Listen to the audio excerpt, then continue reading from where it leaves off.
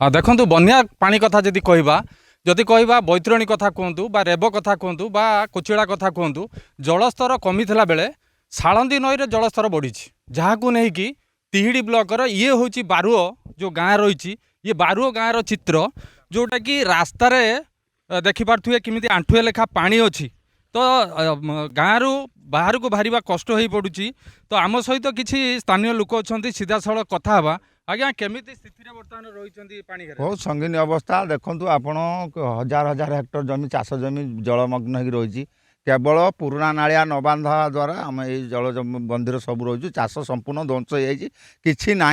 धान आबार प्रश्न ना ये पानी कमिला बेलू 15 दिन लगे हदर डैम जो पानी छाड़ुची से पानी बहुत अधिक हो जाऊँगी जहाँद्वारा कि कूलबंध न द्वारा पानी भासी जाऊँ सब कियारी बाहर जाऊँगी नईर जाऊनी सब कियार पानी जाऊँगी स्थिति बहुत संगीन आम बहु अवस्थार अच्छु केते कौ कष्टर 15 दिन है पानी जलबंधीर लोक रहीचु आउ बहु खाया पिया बहु कष्टर आम जीवन यापन कर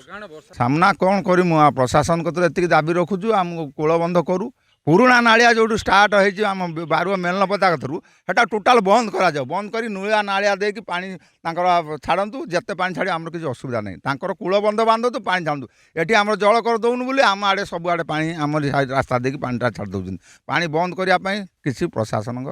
ना स्थिति तो 20 दिन है सांघातिक रही एमती आम सब चाषबंदी लोक जेहेतु आम चाष को सदाबले नजर करूँ आमे एमती गोटे उली खाई दी उली उपास रहा बाध्य होचु जेहेतु आम चाष होम वृत्ति आम चाष जमी जो चली जाइए आमको कौन क्या कहूँ आम प्रशासन को कहूँ एटिकी 10 वर्ष है आम चाष पलाऊँ यही परिस्थिति होची जेहेतु प्रशासन करते नालिया जो नालिया संस्कार जो करते नुआ नालिया करदे सारा पर आमर जो मेन प्रोब्लेम रोची जो पुराणा नालिया रहा से कूलबंध हो पारा ना मरामती हो पारा से आम सदाबले जलमग्न रोचु आम जीवन जापर आम छुआ जीवन जापर आम जीवन जापर आम कौन करूँ 20 दिन है आम चाष कले आम कौटी बिलर काम कले आम मजूरी आम छुआ संसार चलाऊलु आम कौन करूँ हुए तो आम छुआ जीवन जापे हुए तो आम जीवन भी जापे आम बहुत दुर्दशा रही आम कौन करूँ आमर नवेदन एतिक जेहेतु आमे को जदि सरकार जदि ए कथा जदि आम अनुभूति करेंगे जेहेतु आमको नालिया नई जो पुराणा नालिया नदी ताकू जदि कूलबंध करदे पारे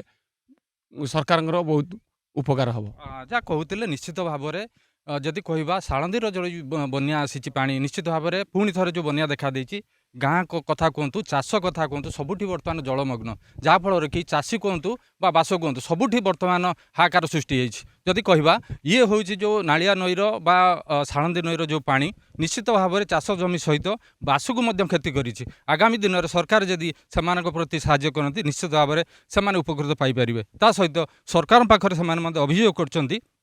जे सरकार जदि से साहाय्य करे निश्चित भाव में से उपकृत पाइपर भद्रक जिला तिहिड़ी ब्लॉक रु जगन्नाथ बेरा खबर ओडिशा।